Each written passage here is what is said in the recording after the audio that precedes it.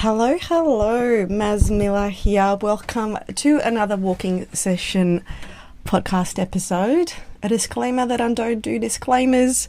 While I'm a psychologist, this is not therapy. You know the drill. Take what resonates with you and throw the rest out. Grab your headphones, grab your shoes, and let's walk it out. Hello. I think you may have noticed that I've skipped a week, maybe two. I've been in Mazland, maybe 2 weeks of podcasting. Has it been two? I feel like it's been whatever. You may have noticed that. And I did that on purpose so that I can just pause and disconnect. I needed a moment to breathe. I had a lot on my plate. And I kind of thought, I wonder if other people feel like this will also give them the permission to do this. I know for me personally, and again, may or may not be you as well, I feel things so deeply, so I need like a lot of space. There's a saying, actually, there's an exercise we can do now. If you put your hand right in front of your eyes, and I'm doing it, not that you can see me, and you try and open your eyes with that hand in front of them, everything is kind of a little, I don't know, your hand's in the way, your fingers are in the way, you can see bits and pieces. But then as you move that hand further and further away from your eyes, you get clarity. So with that in mind, I do believe that distance gives us clarity.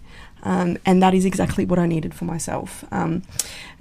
Nothing negative. I think it's been really good. I have certainly challenged myself with a new kind of space that I'm working in. I'm gonna chill this out a bit, hey, so I don't burn up while I'm podcasting today. With a new space that I'm working in, and it's been great. Loving the challenge. I don't know, I'm saying this from the other side of it. There's been lots of times where, I don't know, maybe you can relate, right? If you're doing something that you haven't done in a long time, whether it's studying or just something new, being closely watched and monitored and all of that kind of stuff in terms of performance, not gonna lie, nerve-wracking at times, you know, putting all that pressure on yourself to do well. For me, it looked like a lot of extra time to make sure I get things right. And I'm still on that journey. I'm talking about it like it's done. I'm still on that journey. But gosh, it's been nice then being able to do something that initially you thought, holy shit, this looks so hard. And getting your head around something hard and doing it. And it is where confidence grows, right? That's where it is.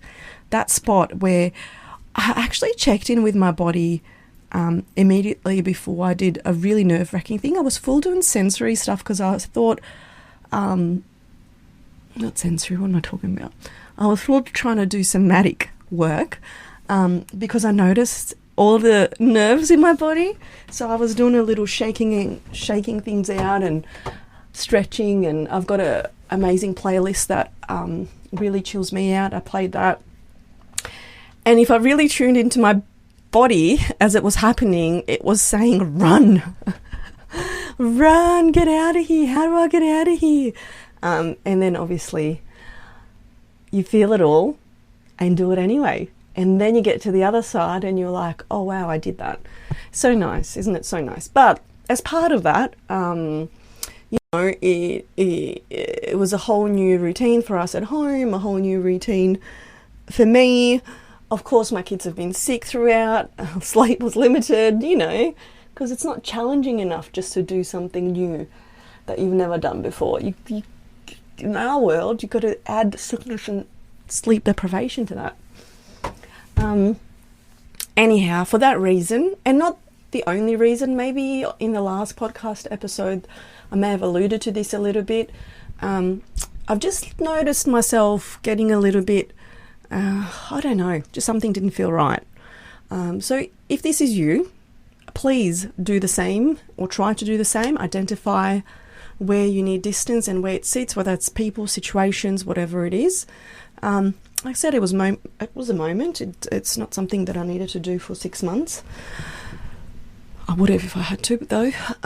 So for me, the one big thing that's been kind of looming over my head that I've had time to reflect on is social media. And I really don't like it. I feel like I've gaslit myself into liking it or believing its purpose and all that kind of stuff. I was the person that did not have social media until really late. While all my peers were on there, I was like, no, not interested. It's just never sat right with me, and I signed up for work purposes. And I'm the kind of person, maybe you are too, that just doesn't really like an audience, and that is what social media feels like. It feels very performative. It feels really inauthentic. It feels like not everyone, so I'm generalising, right? Things are done for views, things are done for reactions, things are done for attention. Things are done also, this is what I've been telling myself so far, for connection, but lately I'm wondering how genuine that connection is. And I know for me, I like one-on-one deep work. I like this space where I can actually express myself with my words rather than images and videos and trending shit and whatever else goes on there. I'm also in a place of I'm just going to work how I want to or not work at all, as in like this space needs to work the way it works for me or it can't work at all. So with that said, I've disconnected from completely, I think I don't know what you call it, disconnected the accounts, social media accounts maybe, suspended, I don't know, whatever the word is. So if you can't see them, that would be why. I've decided that you'll find me here. You'll find me in this space. We can connect in this way. The website is back up and running. I also removed that just to change things and update things as to how I'd like to have them, which is walkingsession.com.au. So that's another area that you could see more of this, more of me, more of insights, whatever you want. The walking session crew is still there. There will be journaling prompts for every single podcast episode still. I stick to that. I love that. I created that intentionally and on purpose. It bloody works. I have lots of ideas for that space to grow, but I'm also mindful of my own energy and how much I'm taking on at the moment, especially towards the end of the year. So watch that space. There'll be more to come. But I guess all this to say also there'll be a lot less of me on social media, a lot less of quote-unquote marketing. But I think that is who I am. I'd rather be short and potent, quality over quantity. Similar to the social media things, I've been in a real battle with all this AI stuff. I know I'm not alone in this. I don't like it. Yeah, I know that even in our field, a lot of people are leaning in on it. Yes, I can see it. I can see the purpose, but I also don't want to lose my skills. I don't want to lose my ability to think quick. I don't want to lose my ability to be creative. I don't want to lose my ability to come up with a treatment plan, even though AI can do it for me. Thank you very much. I have seen lots of errors made in those, so no thank you. I want to write my own reports because I want to keep that skill as well. I just don't want to do things for the sake of doing heaps of things, because I feel like for me, that's going to lead me to burnout anyway. I don't know that my brain has caught up to a place where I should be making more room to do more things. Like, even though someone else or AI is stepping in and doing it for me, my brain or my working memory is still retaining all that, is still exposed to all that. And if you're fellow therapist, psychologist, you know what I'm talking about. Each person, each story. I don't want to do more than my capacity because, okay, now my reports are quicker and the admin's quicker, so I'll dive deeper into the clinical side. I don't want to. I don't think it's it just doesn't sit right with me. And I'm saying this, and if you're listening to this and you're maybe even a colleague and you disagree, and that's totally cool, you can, as I said at the outstart of this, whatever doesn't align with you, throw it out. I'm just in a not different. I don't think I'm alone in this. I don't think I'm that different, actually. I think there's lots of people seeing it this way. So, you won't see me online performing, none of that crap. And I kind of had this really good chat with someone the other week, and we're just talking about how sometimes in these therapists roles and in kind of maybe even coaching roles, therapist roles, counselling roles, whatever, maybe even other health practitioners, can't talk. When you're providing a service, there's actually something happening at the moment where the cost of living's gone up, things are more expensive, and to be able to stay afloat, a lot of practitioners are having to raise their fees. The conversations I've had, though, is that we're feeling the pressure to also deliver more. Clients are openly spacing out and openly saying they're spacing out their contact or sessions because they can't afford them, which is 100% understandable. I think that private practice space is going to become a bit of a luxury service. I don't know if it's just for now or forever. And there's something about that for me as a psychologist that just doesn't feel right. Like, you can only come see me if you've got the money to. Just, I don't know, just doesn't feel good. I didn't mind charging gaps of a certain percentage of my clients, quote unquote, back in the day when that percentage was much lower. Now you've got to charge them because otherwise, those people in clinical need especially can't see you. And then you can see how this is wrong, because those in clinical need, whether it's depression, anxiety, trauma, are having trouble functioning, aka having trouble functioning at work, aka having trouble making money. And I always say the session helps, the invoice doesn't. So there's this whole funny thing happening there, and what a lot of practitioners are trying to do, which, I mean, it doesn't work, right, is sometimes trying to do more work or provide more in that hour than they normally would. But that doesn't work, because we know that we need a certain amount of time to process things and understand them, and that to get that insight, I know that, sometimes you feel like a bit of a performing monkey in that sense too, because, or even I'm feeling a bit of a, and I don't know if the online space is to blame for this, maybe, rather than the cost of living crisis, I feel a little bit like I'm asked to perform tricks and tips and quick advice, like just heal this in an hour, or just use this breathing technique and you'll be sorted. And it's not how it works. And I actually feel like all of those marketing gimmicks, if you come across one that gives you 3 steps to blah, blah, blah, 30 seconds to da-da-da, like, I don't know. The quick and cheap, it sounds too good to be true. It probably is, right? Therapy doesn't work that way. Self-development doesn't work that way. It's a continuous thing. It takes time, and it takes depth, and it needs space. Or maybe that's just how I like to work. Maybe I'm just wrong on it all. Maybe there are all these, chatbots you can chat to and you'll be sorted. Maybe. I've seen some of the conversations people are having with them. And deep breaths is all I want to say. It's actually scary.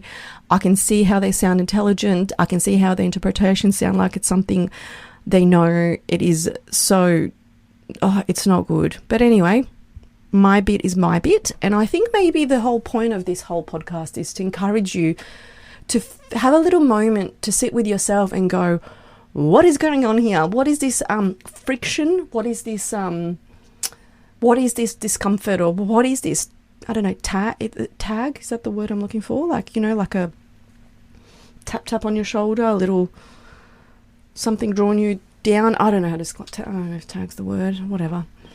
And for me, sometimes I've sat with it and thought, maybe I'm uncomfortable because it's not a strength of mine. Maybe I have a problem with social media because I don't know it well enough. Maybe, no.